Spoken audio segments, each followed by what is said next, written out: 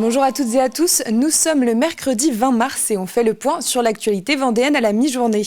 C'est le premier jour du printemps, les beaux jours devraient arriver, la saison estivale approche.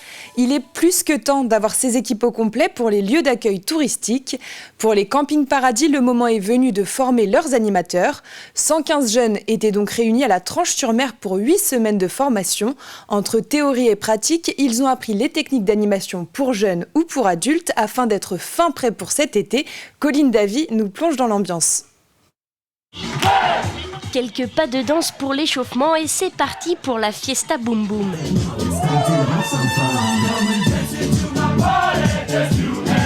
C'est la chanson phare des campings paradis, alors pour ces 115 jeunes encore en formation, il faut la connaître sur le bout des doigts.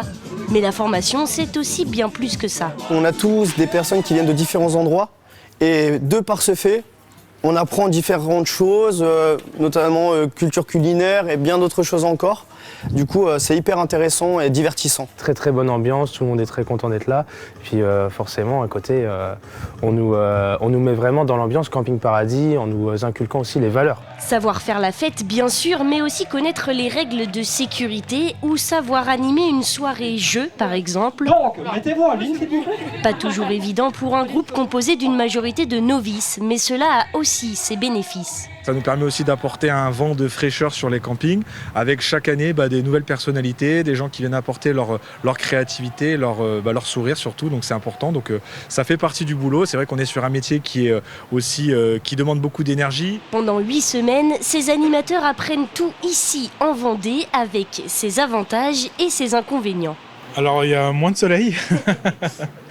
En revanche, déjà on a des super salles pour travailler. On a des apprentis et des futurs animateurs qui viennent de la France entière. Pour des raisons de logistique, c'était plus simple de recentrer tout ça en Vendée. L'autre raison, c'est qu'on a beaucoup de camping paradis de franchisés en Vendée. Et qu'ils viennent du département ou qu'ils s'y projettent pour l'été, tous sont d'accord sur un point, ce n'est pas la météo qui gâchera la fête. Je suis de Valenciennes, je vais faire ma saison du coup en Vendée. C'est vrai que quand on nous met dans un endroit un peu plus idyllique, un peu plus féerique, c'est pas toujours la même chose. Pour ma part, je suis pas trop dépaysé, surtout au niveau du climat. C'est ce qu'on nous rabâche tous les jours, c'est que le plus important, c'est pas la destination, c'est toujours l'équipe avec laquelle on va être. Alors même si le soleil tarde à se montrer, ces animateurs sont bien prêts pour la saison estivale. La deuxième session du conseil départemental de l'année s'est ouverte ce mardi soir. Cette session va permettre de voter le budget supplémentaire pour l'année 2024. Un budget qui va s'articuler toujours autour de l'éducation et de l'environnement. Et cette ouverture était l'occasion d'aborder le sujet de l'éolien offshore. Une carte a été présentée par l'État début mars et elle a suscité la colère des élus et des pêcheurs. Mais la Vendée ne compte pas se laisser faire. Nous allons nous mobiliser très largement. Il est important que l'ensemble des élus vendéens restent au coude à coude, restent soudés sur un projet que nous allons présenter à Monsieur le Préfet, que nous allons présenter à l'État. Nous ne serons pas des opposants par définition, nous serons force de proposition et c'est ensemble, comme nous avons l'habitude de le faire en Vendée, nous gagnerons notre parti parce que nous resterons unis. La session s'est déroulée à Talmont-Saint-Hilaire où le conseil départemental investit beaucoup pour le nouveau et unique collège qui ouvrira en septembre 2025 sur la commune. 500 élèves pourront être accueillis dans cet établissement innovant. Et depuis hier, ce collège a un nom, celui d'Edmond Bocquier. C'est un éducateur, une personne vendéenne et qui a la particularité d'avoir découvert les traces de dinosaures. Ces traces qui ne sont pas un mythe, qui ne sont pas une légende, qu'on peut voir sur notre rivage. Ces traces de dinosaures, c'est 200 millions d'années d'histoire sous nos yeux. Et c'est un hommage à la fois pour nos racines, pour notre passé, pour notre histoire, notre identité, mais aussi c'est un signe pour notre jeunesse. On fait le lien entre notre identité et notre avenir avec la jeunesse vendéenne. Et le vote de ce budget supplémentaire aura lieu le vendredi 29 mars prochain au conseil départemental. Certains membres du conseil départemental étaient d'ailleurs présents aux 10 ans du cercle vendéen lundi soir au Sénat. Xavier Niel, le patron de Free, était le grand témoin de ce rendez-vous. Ce réseau d'influence rassemble des personnalités originaires du département comme le sénateur Bruno Retailleau, la journaliste Nathalie Renoux ou encore Thierry Moreau. Ils se réunissent 3 à 4 fois par an pour débattre et faire rayonner la Vendée sur le plan national et international. C'est avant tout un lieu de rencontre. On n'a pas la prétention de mener des actions pour faire de la communication, par exemple, mais en revanche, on a la prétention de créer du lien entre tous nos membres.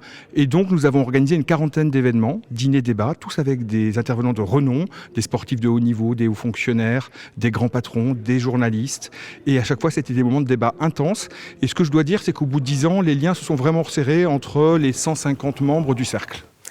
La Saint-Patrick, c'était dimanche. Cette fête chrétienne célèbre le patron de l'Irlande. Les élèves en section professionnelle restauration du lycée Valère Maté des Sables-d'Olonne ont organisé un repas de la Saint-Patrick lundi. Dans leur restaurant d'application, des élus, des membres de l'association franco-britannique et des particuliers se sont mis à table. Des recettes traditionnelles, des quiz et des jeux sur ce thème étaient au programme. 25 étudiants étaient impliqués dans cette opération avec comme règle parler uniquement en anglais, l'occasion de se préparer pour leur futur stage en Irlande. Ça demande quand même du travail, de la motivation, mais lorsqu'ils comprennent l'enjeu, et là pour eux c'est très clair, ils savent qu'avant de partir en Irlande, ils doivent améliorer leur anglais.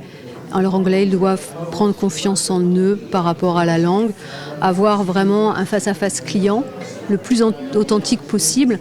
Et oui, je pourrais dire que ça les fédère vraiment et ils comprennent un peu plus pourquoi ils sont en section européenne. Moi, je suis en accueil, il y a d'autres camarades en vente. On va du coup faire patienter les personnes qui parlent anglais, que ce soit de nationalité ou alors qui s'entraînent. Et nous, on va s'entraîner pour pouvoir, on va poser poser des questions pour un quiz, donc sur la Saint-Patrick, pour pouvoir échanger, améliorer notre anglais. Je suis en section européenne. Et je vais bientôt partir en Irlande, donc moi, ça me permet d'en découvrir plus sur le pays. Ça me permet, du coup, grâce aux cours, de rentrer un peu plus dans la culture. On jette un coup d'œil sur la météo de cet après-midi. Le temps sera plutôt ensoleillé mais légèrement voilé sur l'ensemble du département. Les températures seront printanières. Il fera 16 degrés sur la côte atlantique, 18 degrés à La Roche-sur-Yon et Pouzauges et la maximale sera de 19 degrés à Fontenay-le-Comte. Voilà pour l'actualité de ce mercredi midi. On se retrouve à 18h pour le journal. D'ici là, passez une excellente journée sur TV Vendée.